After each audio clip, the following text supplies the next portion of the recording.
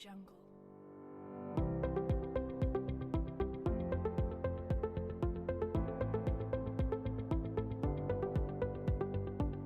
Jungle.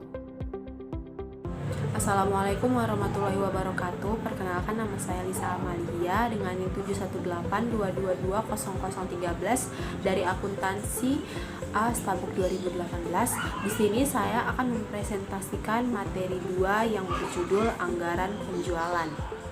Dan berikut adalah 5 topik yang akan dibahas. Di antaranya adalah apa sih itu peramalan penjualan?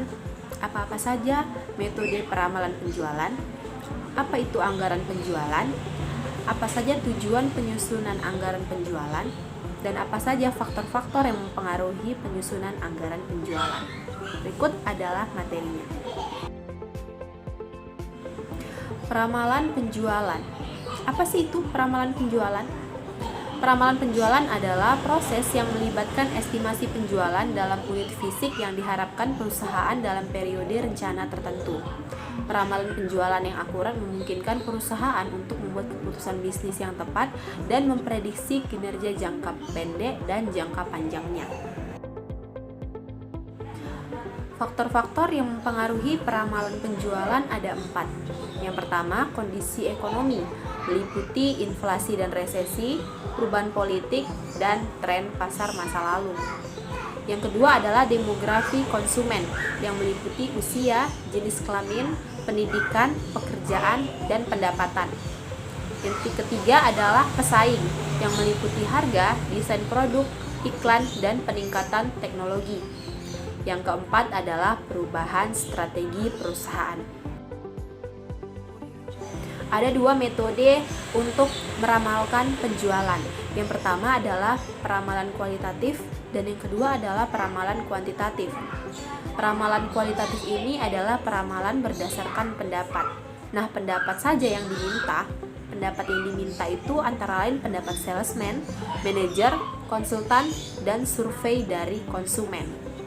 Sementara peramalan kuantitatif adalah peramalan penjualan berdasarkan perhitungan statistik atau secara matematis.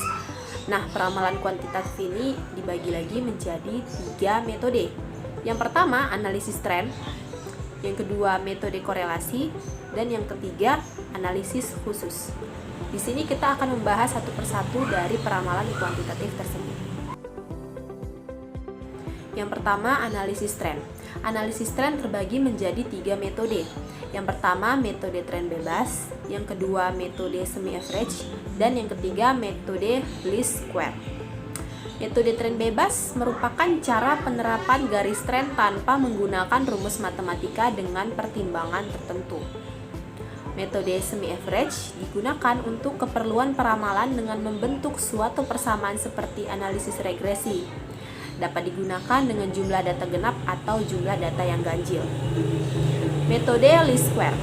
Metode yang digunakan untuk menentukan persamaan tren data yang mencakup analisis time series dengan 2 kasus data genap dan ganjil.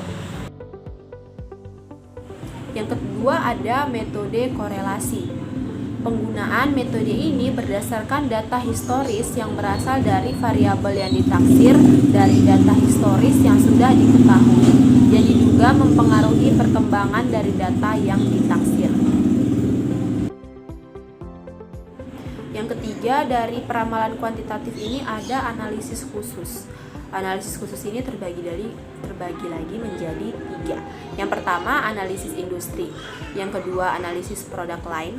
Dan yang ketiga, analisis pengguna akhir. Analisis industri adalah analisis yang mengaitkan potensi penjualan perusahaan dengan industri.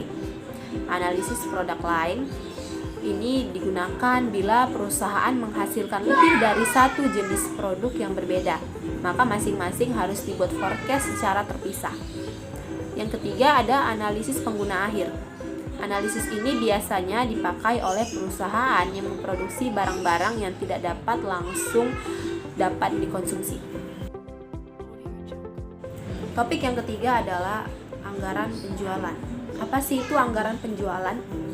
Anggaran penjualan adalah rencana kerja yang berisi tentang rancangan penjualan secara terperinci tentang penjualan perusahaan dalam periode yang akan datang.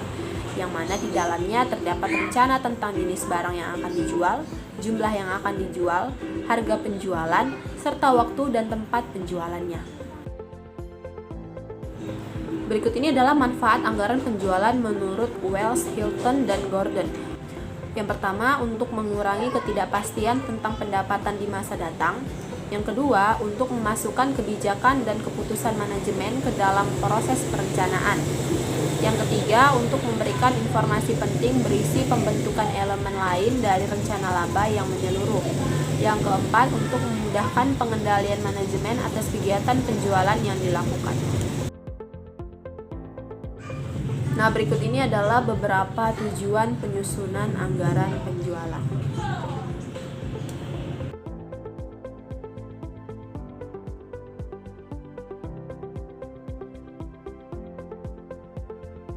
Topik yang terakhir ada faktor-faktor yang mempengaruhi penyusunan anggaran penjualan. Ada 8 faktor. Yang pertama, faktor pemasaran. Yang kedua, faktor keuangan. Yang ketiga, faktor ekonomis. Yang keempat, faktor kebijakan perusahaan. Yang kelima, faktor perkembangan penduduk. Yang keenam, faktor teknik. Yang ketujuh, faktor politik, sosial, budaya, pertahanan, dan keamanan. Dan yang kedelapan adalah faktor lain-lainnya. Baiklah, itu saja pemaparan materi yang berjudul anggaran penjualan. Jika ada salah-salah kata mohon dimaafkan. Wassalamualaikum warahmatullahi wabarakatuh.